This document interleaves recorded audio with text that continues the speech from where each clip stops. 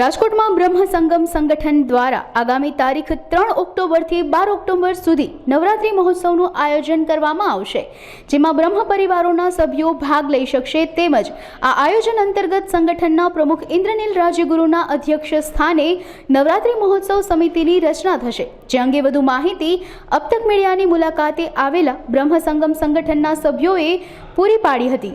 બ્રહ્મ સંગમ દ્વારા નવરાત્રિનું આયોજન કરવામાં આવેલ છે, જેમાં પ્રમુખ સ્થાને ઇન્દ્રનીલભાઈ રાજ્યગુરુના માર્ગદર્શન હેઠળ દર વર્ષની જેમ આ વર્ષે પણ બ્રહ્મ સંગમ નવરાત્રિનું આયોજન 2024નું કરવામાં આવેલ છે, જે માધાપર ચોકડી જામનગર રોડ સ્વામિનારાયણ મંદિરની સામે છેલ્લા 2 વર્ષથી એ જ સ્થળ પર થાય છે. દરેક વ્યક્તિ ભાગ લઈ શકે એના માટે થઈ અને પાસ સિસ્ટમમાં સિઝન પાસના અમે 400 રૂપિયા રાખેલ છે, તેમજ ડેઇલી પાસ પણ અવેલેબલ છે. ગ્રાઉન્ડ ઉપર પણ પાસની વ્યવસ્થા થઈ શકે છે.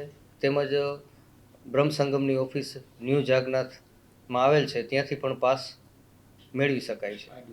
બ્રહ્મ સમાજ માટે જ છે, એટલે બ્રહ્મ સમાજના દરેક વ્યક્તિઓ સારી રીતે ઉત્સાહ રીતે ગરબામાં ભાગ લઈ શકે એના માટે મોટા ગ્રાઉન્ડનું આયોજન કરવામાં આવેલ છે.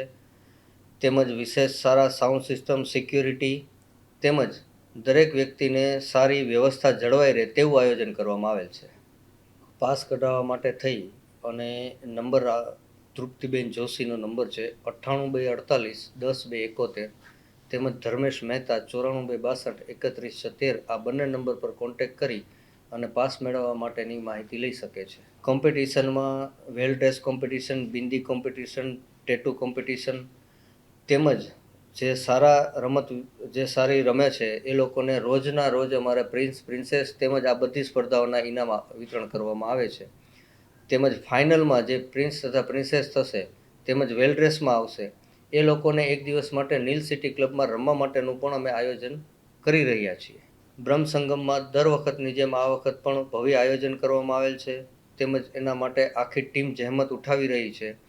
તો આ અવસર આ વખત પણ દર વખતની જેમ વધુમાં વધુ બ્રહ્મ સમાજ છે એ બ્રહ્મ સંગમમાં જોડાય તેમજ રમે તેવી આથી અમારી અપીલ છે.